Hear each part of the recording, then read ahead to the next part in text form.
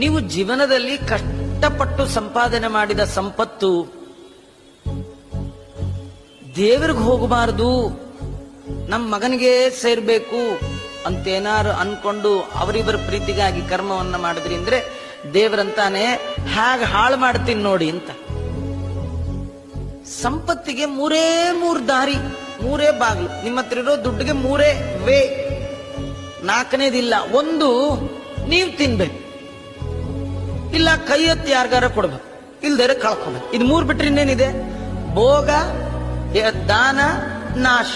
ಭೋಗ ಅಂದ್ರೆ ನೀವು ತಿನ್ನೋದು. ಎಷ್ಟು ತಿಂತೀರಿ? ಕೆಲವರು ಎಷ್ಟು ತರ್ತಾರೆ ಅಂದ್ರೆ ತಿನ್ಲಿಕ್ಕೆ ಪುರುಸೊತ್ತಿಲ್ದೇ ರೋಟ್ ತರ್ತಾರೆ.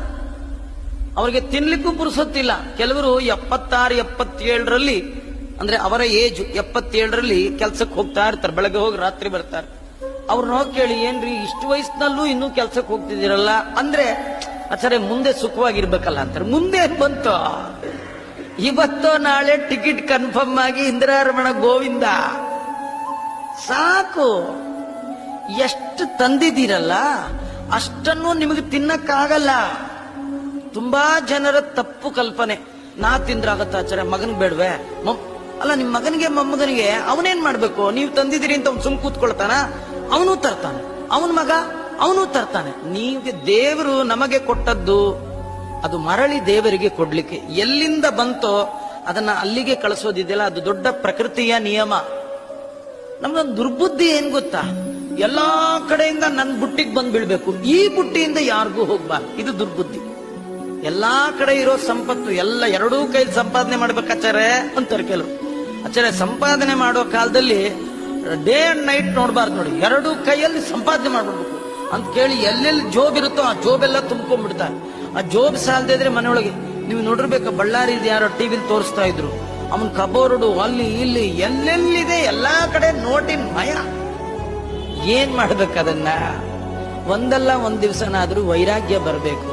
ನನಗೆ ಎಷ್ಟು ಸಾಕು, ಅಷ್ಟು ಉಳಿದದ್ರ ಮೇಲೆ ನನಗೆ ಯೋಗ್ಯತೆ, ನನ್ನ ಅರ್ಹತೆ ಇಲ್ಲ. ನಮಗೆ ಬೇಕಾಗಿದ್ದಕ್ಕಿಂತ ಹೆಚ್ಚಿನ ಸಂಗ್ರಹವನ್ನ ನಾನು ಮಾಡಿದರೆ ಅದು ಭಗವಂತನ ಸಂಪತ್ತನ್ನ ಕಳ್ಳತನ ಮಾಡಿದ ಪಾಪಕ್ಕೆ ನಾವು ಗುರಿಯಾಗ್ತೇವೆ. ಅದರಿಂದ ದೇವರು ಕೊಟ್ಟ ಸಂಪತ್ತನ್ನ ದೇವರಿಗೆ ಅಂತಿಡಿ.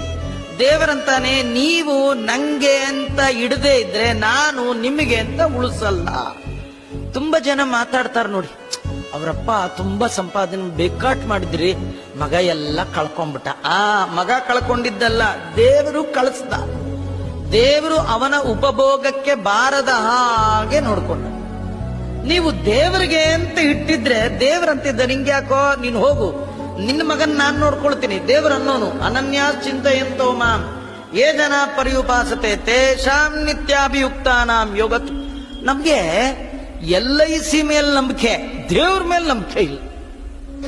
LIC ಬುದ್ಧಿ ಏನ್ ಗೊತ್ತಾ? ನೀವು ಬದುಕಿದ್ದಾಗ ಕೊಡಲ್ಲ, ನೀವು ಹೋಗ್ಬಿಡ್ಬೇಕು. ಅವ್ರಿಗೆ ನೀವು ಹೋಗೋದೇ ಮುಖ್ಯ, ಆಮೇಲೆ ಕೊಡ್ತಾರೆ. ಕಟ್ಟೋರು ನಾವು, ತಿನ್ನೋನ್ಯಾ. ದೇವ್ರಂತಾನೆ ನಮ್ದಂಗಲ್ಲ, ನಂಗ್ ಕೊಡು, ನಾನ್ ನಿಂಗ್ ಕೊಡ್ತೇನೆ. ನೀನು ನಂಗೆ ಏನ್ ಕೊಡ್ತೀಯ ಮರಳಿ ತನಗರ್ಪಿಸಲು ಅನಂತ ಮಡಿ ಮಾಡಿಕೊಡುವ. ನಾನು ಕೊಟ್ಟ ಹಾಗೆ ಕೊಡೋರು ಜಗತ್ತಲ್ಲಿ ಯಾರಿಲ್ಲ ಅಲ್ವಾ? ಭಗವಂತ ಆ ಗೋಪಿಕಾಸ್ತ್ರೀಗೆ ಹೇಳ್ತಾನೆ, ನೀನು ನಂಗೆ ಅಂತಿಟ್ಟಿಲ್ಲ, ನಾ ತಿನ್ನುವಾಗ ಕೈ ಮುಗಿತಾ ಇದೆಯಾ ಅಷ್ಟೇ. ನೀನು ನನಗೆ ಅಂತಿಟ್ಟಿದ್ರೆ ನಾನು ಕೂಡ ತಿಂದು ನಿನಗೆ ಅಂತ ಇಡ್ತಿದ್ದೆ. ನೀನು ನಂಗಿಟ್ಟಿಲ್ಲ, ನಾನು ನಿಂಗಿಡಲ್ಲ.